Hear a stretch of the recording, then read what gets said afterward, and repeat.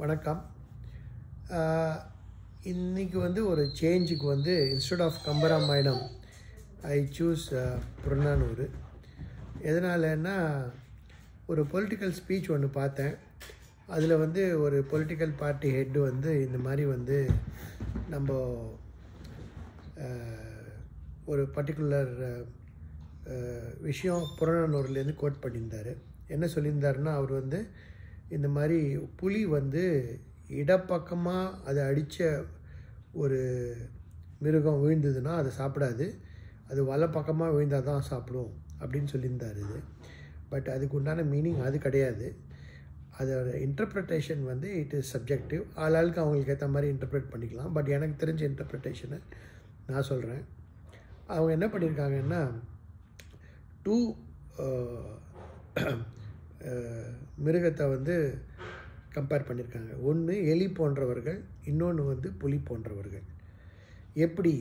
அப்படி கம்பேர் பண்ணியிருக்காங்கன்னா, நம்ம நினைப்போம் லைஃப்பில் இது மாதிரி இவங்களால நம்மளுக்கு ஒரு பிரயோஜனம் இல்லை, நம்ம ஏன் அவங்களுக்கு ஹெல்ப் பண்ணணும் அப்படின்னு நினைப்போம். கடைசியில் அவங்க தான் நம்மளுக்கு கஷ்டம் வரும்போது ஹெல்ப் பண்ணுவாங்க. அதே மாதிரியே இவங்களுக்கு நம்ம இவ்வளோ பண்ணியிருப்போம், ஆனால் இவங்க நம்மளுக்கு ஹெல்ப் பண்ணுவாங்க அப்படின்னு வரும்போது அவங்க ஓடி போயிடுவாங்க, இருக்கிற இடமே தெரியாது. ஸோ அதனால் அதை புறநானூரில் எப்படி சொல்லியிருக்காங்கன்னு நம்ம பார்க்கலாம். இப்போது ஃபார் எக்ஸாம்பிள், இதை சோழன் நல்லுருத்திரன் அப்படின்னு ஒருத்தர் எழுதியிருக்காரு. இது வலியுடையோரின் நட்பை வலியுறுத்தி காண்பது இந்த போயமோட மீனிங். அதை பற்றி தான் மெயினாக இந்த போயம் இருக்கும். இது எப்படின்னா, ஐ ஜஸ்ட் ரெசைட் இட், எனக்கு அது பிடிக்கும். விளைபத சீரிடம் நோக்கி வளை கதிர் வல்சி கொண்டு அலை மல்க வைக்கும் எலி முயன்றனையராகி உள்ளதம் வளன்வழி உருக்கும் உளம் இலாளரோடு இயந்த கேண்மை இல்லாகியரோ. இது எலியை பற்றி சொன்னது. அடுத்தது, கடுங்கண் கேழல் இடம்பட வீழ்ந்தன அன்று அவன் உண்ணாதாகி வழிநாள் பெருமலை விடரகம் புலம்ப வேட்டெழுந்து இருங்களிற்று ஒருத்தல் நல்வலம் படுக்கும் புலி பசித்தன்ன மெலிவில் உள்ளத்து உரனுடையாளர் கேண்மையோடு இயந்த வைகள் உளவாகியரோ. எப்படின்னா, அதாவது நிறைய பேர் பார்த்திங்கன்னா வைராக்கியமாக இருப்பாங்க. 5 பைசா இல்லைன்னா கூட அவனோட பிரின்சிபல்ஸ்லேருந்து they will not come down. அதே மாதிரி சில பேர் நம்ம பார்ப்போம், கவர்மெண்ட் ஆஃபீஸில் அப்படி இப்படின்னு நம்ம கம்ப்ளைண்ட் பண்ணுவாங்க. நிறைய பேர் இவங்க லஞ்சம் வாங்குறாங்க, அவங்க லஞ்சம் வாங்குறாங்கன்னு. சம்பளம் கம்மியாக இருக்கும், ஆனால் he will stick to his principal.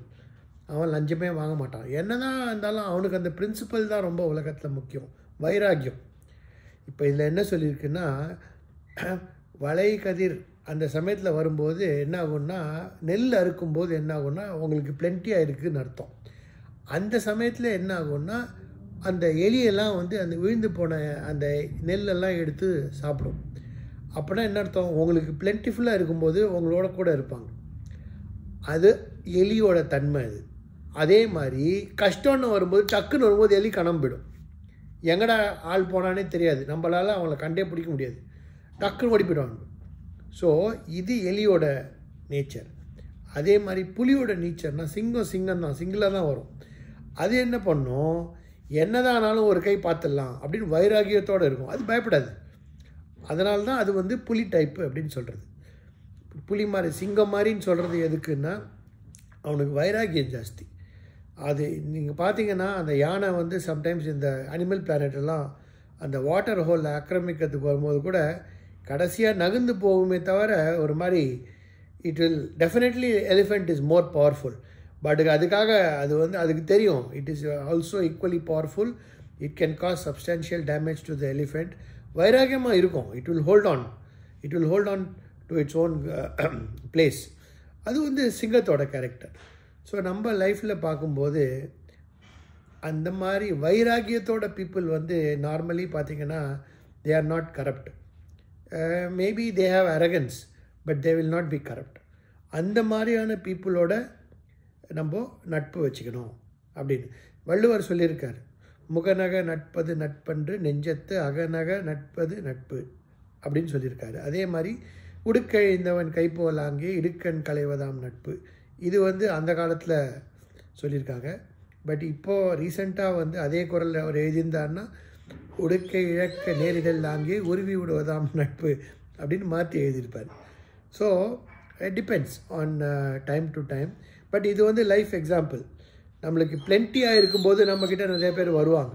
There will be lot of friends. Maybe ஜென்யூனாக இருக்கலாம், இல்லாமல் இருக்கலாம்.